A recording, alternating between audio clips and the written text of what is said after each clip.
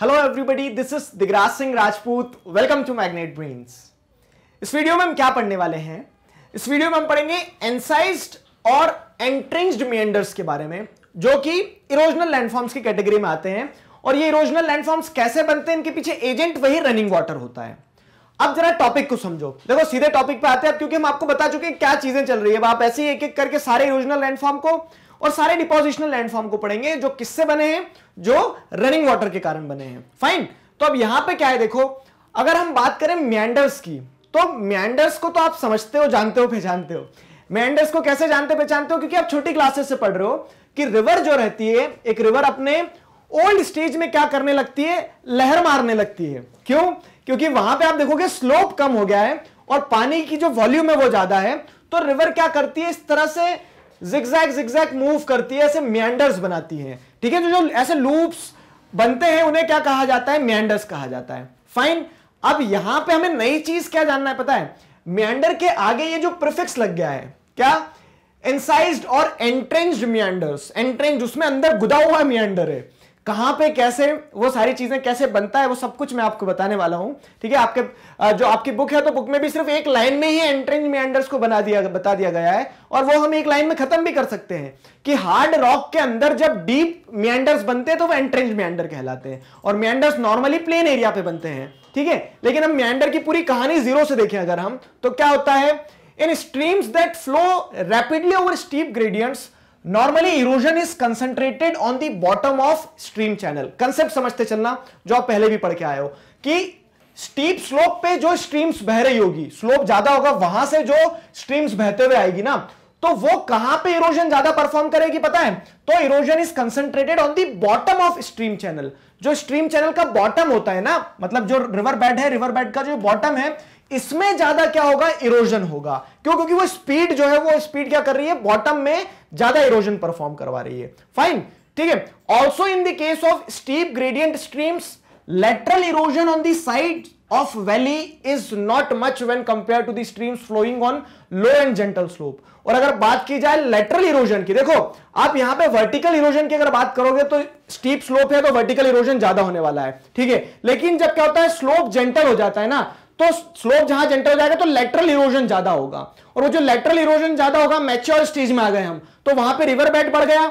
River bed बढ़ गया तो वो अब रिवर क्या करेगी, सीधे नहीं चलेगी, अब मस्त मौला की तरह क्या इधर उधर घूमते हुए जाएगी, मेंडर्स बनाएंगी। Fine. So because of active lateral erosion क्या हो रहा है, जब जेंटल स्लोप पे आ गए तो एक्टिव लेटरल इरोजन हो रहा है, रिवर बेड बड़ा हो गया है। Streams flowing over gentle slope develop sinuous और मेंडरिंग कोर्सेस। ठीक है, तो अब रिवर्स क्या करने वाली है, अब एक तरह से ऐसे साइनियस मतलब क्या होता है, जो ट्विस्ट एंड टर्न से पूरा भरा हुआ रहता है। तो अब जब जेंटल स्लोप आ गया तो रिवर्स क्या करती है, इस तरह के मेंडरिंग कोर्सेस बना लेती, बहुत सारे मेंडरिंग रूट्स बना लेती है। रिवर क्या करती है, सीधे सीधे नहीं चलेगी।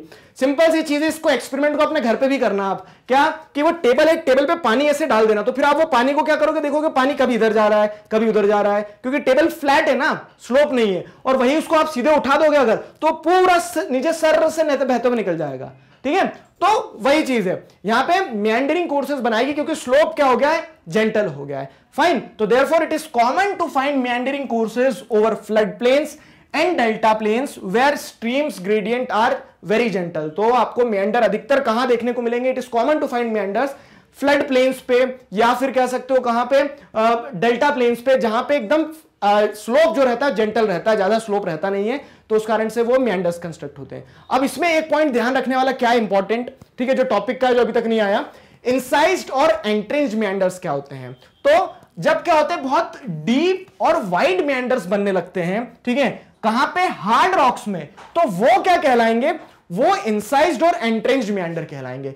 समझने वाली चीज है कि यही है, अगर 1 मार्क्स में क्वेश्चन आएगा तो आपको सिर्फ इतना लिखना है, when deep and wide meanders are found in hard rocks, ठीक है, those meanders are known as incised और एंट्रेंच्ड मेंडर्स। अब इसको थोड़ा सा क्या कर लो, आप यहां पे समझ लो तो इससे बेहतर हो जाएगा। जैसे प्लेन एरिया में इस तरह के मेंडर्स बनते हैं, ठीक है, प्लेन एरिया में इस तरह के मेंडर्स बनते चले जाएंगे वहां पे, क्योंकि अब प्लेन एरिया पूरा आपको देखने को मिल रहा है। अगर इसी चीज को आप कहां कंपेयर करोगे, हार्ड रॉक वाले लैंडफॉर्म में कंपेयर करोगे, हार्ड रॉक वाला लैंडफॉर्म जैसे हम यूएस में आपको इस तरह के बहुत स्ट्रक्चर देखने को मिलेंगे, ठीक है, यूएस में आपको बहुत इस तरह के स्ट्रक्चर देखने को मिलेंगे। ये मेंडर प्लेन पे बन रहा है और ये एंट्रेंज मेंडर की कहानी है। देखो क्या हो रहा है, आप देखोगे सरफेस जो है ना, तो सरफेस में आपको बहुत सारे कैनन्स देखने को मिल रहे हैं। समझो कैनन्स कैसे देखने को मिल रहे हैं, तो देखो यहां पे डीप गॉजेस हैं, ठीक है, डीप गॉजेस हैं यहां पे, लेकिन वो गॉजेस जो है तो वो क्या है, स्ट्रेट नहीं है, वो गॉजेस ऐसे स्टेप लाइक स्ट्रक्चर में कटे हुए हैं। फाइन, अभी तक जितना पढ़ा तो रिकॉल हो जाएगा। अभी रिवर बहते जा रही है, तो रिवर क्या है, हार्ड रॉक को काटते हुए जा रही है।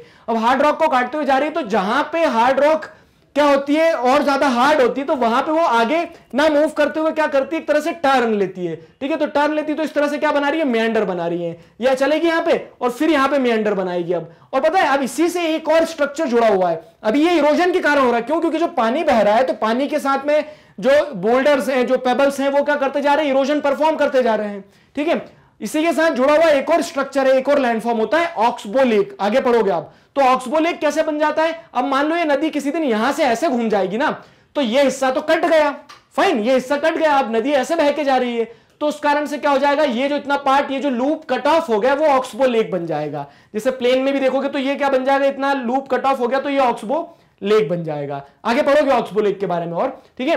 बाकी एंट्रेंज मेंडर्स की अगर हम बात करें, तो जो गहरे मेंडर्स होते हैं, जो हार्ड रॉक में देखने को मिलते हैं, वो एंट्रेंज मेंडर्स होते हैं। फाइन, ये जो आपकी बुक में एक एग्जांपल दिया जिसमें आपको दोनों चीजें देखने को मिल रही है कि कैनॉन भी बने हैं और एंट्रेंज मेंडर भी बना है। तो an entrenched meander of meander loop of river Colorado, ठीक है, in USA, showing steep like side slopes of its valley, typical of a canyon. तो एक कैनॉन भी बन रहा है और इस तरह से आपको क्या देखने को मिल रहा है, एंट्रेंज मेंडर भी देखने को मिल रहा है। ये जो रिवर है ना, ठीक है, कोलोराडो रिवर यूएस की, इसमें आपको इस तरह के बहुत सारे ग्रैंड कैनन्स जो हैं देखने को मिलेंगे, बहुत सारे कैनन्स बनते हैं, इस तरह के बहुत सारे एंट्रेंज मेंडर्स बनते हैं। क्यों, कारण वही है, टाइप और स्ट्रक्चर ऑफ रॉक जो है वो इन्फ्लुएंस करता है कि वहां पे किस तरह का लैंडफॉर्म बनने वाला है। इंपॉर्टेंट ये है, एक शब्द जो हम जिसका पोस्टमार्टम करते चल रहे हैं, तो शब्द याद रखना है, समझ के रखना है। क्यों, क्योंकि यही शब्द प्रीलिम्स में, यही शब्द जो है आपके स्कूल एग्जाम में क्या कर जाते हैं, कंफ्यूज कर जाते हैं। आपको शब्द पता है, शब्द का एसेंस पता है, तो सब पता है। फाइन,